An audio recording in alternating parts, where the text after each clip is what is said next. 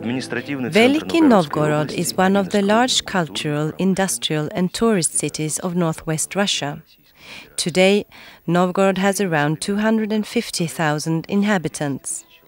Here, education is important, and in 1030 the Prince Yaroslav the Wise established the first school in Russia. Today, one of the leading higher educational institutions of Russia, the Novgorod State University, with about 20,000 students, carries his name. The city is constantly changing and developing, but the historical and cultural heritage is carefully preserved.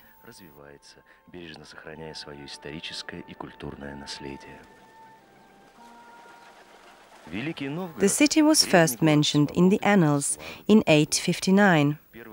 Several settlements and a trading post called Gorodische existed here in the upper part of Volkhov River. In those times, the ancestors of contemporary Novgorod residents invited the Viking prince Rurik and his armed force. The new city of Novgorod was then built. This is the most convincing hypothesis, which has already been confirmed by archaeological discoveries by Novgorod scientists. But the main discoveries are probably still preserved in the ground.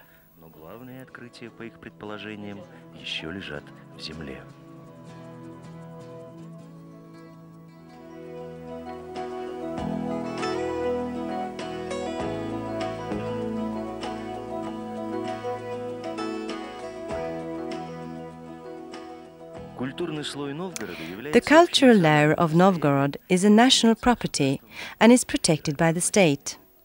The soil here keeps both non-organic and organic remnants of activity of the ancestors in excellent condition.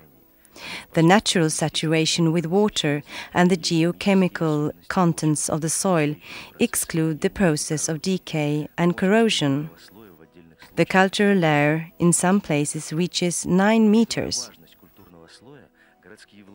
The city authorities, starting in the 1960s, have been taking necessary steps to protect this archaeological monument.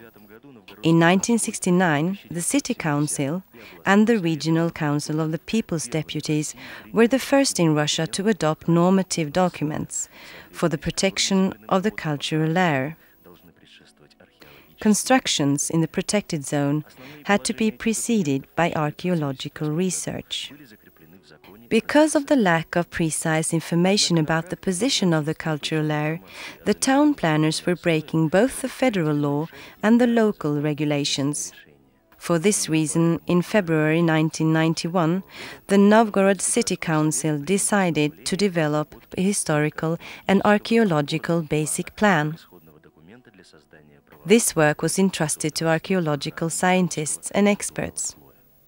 The basic historical and archaeological plan includes a description of the cultural layer, its thickness, the extent of the archaeological study of territory, expected integrity of objects.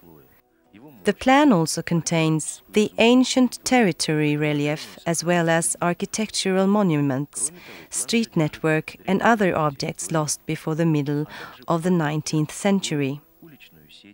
The protective zone includes all the territory of the ancient city within the defense ground wall of the Okolny city. It constitutes about 450 hectares. The area is divided into 4 protective zones. Zone A, a reserved territory. Zone B, limited use zone. Zone V, a regulated use territory. Zone G, used without restrictions. In Zone A, where the cultural layer is up to 5 to 9 meters thick, new constructions are practically forbidden. The territory has the status of an archaeological reserve. For Zone B, with the cultural layer from 2 to 5 meters thick, the limited use mode is applied for new construction, with the obligatory implementation of the full-scale research. In Zone V, with the cultural layer up to 2 meters, it's possible to build, but only after scientific and archaeological monitoring. In Zone G, the cultural layer is practically absent. only supervision of constructions is obligatory. Как известно, законодательство о земле в российском государстве только создается. Вот, движение идет к тому, что земля может быть частной. Речь идет о покупке и продаже земли. И очень важно, чтобы территории, которые являются уникальными памятниками археологии, не попали в частные владения, а остались как памятник федеральной собственности. The protection of the Novgorod cultural area is only one of several important activities for the preservation of the historical and cultural heritage.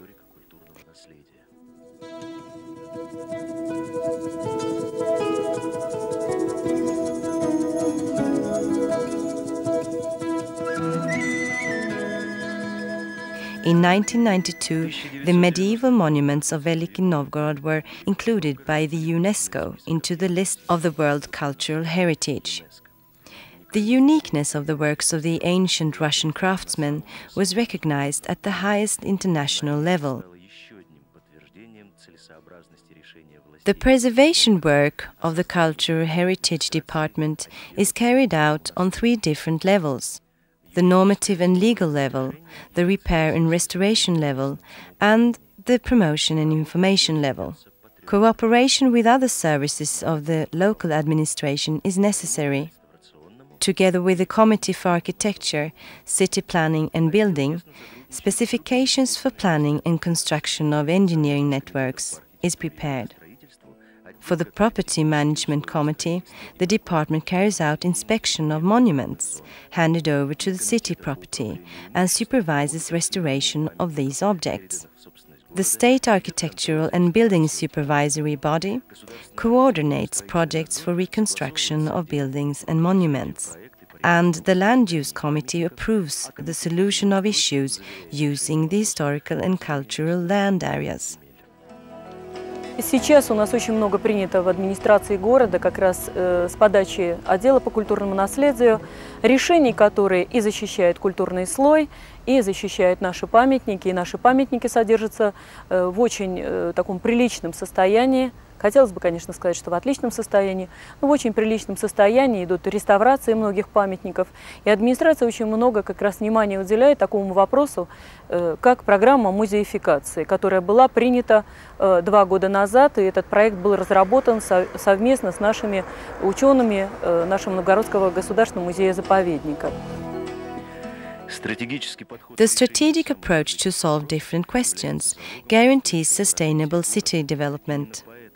The city administration deals with social and economic problems, but also with the preservation and restoration of historical and cultural heritage.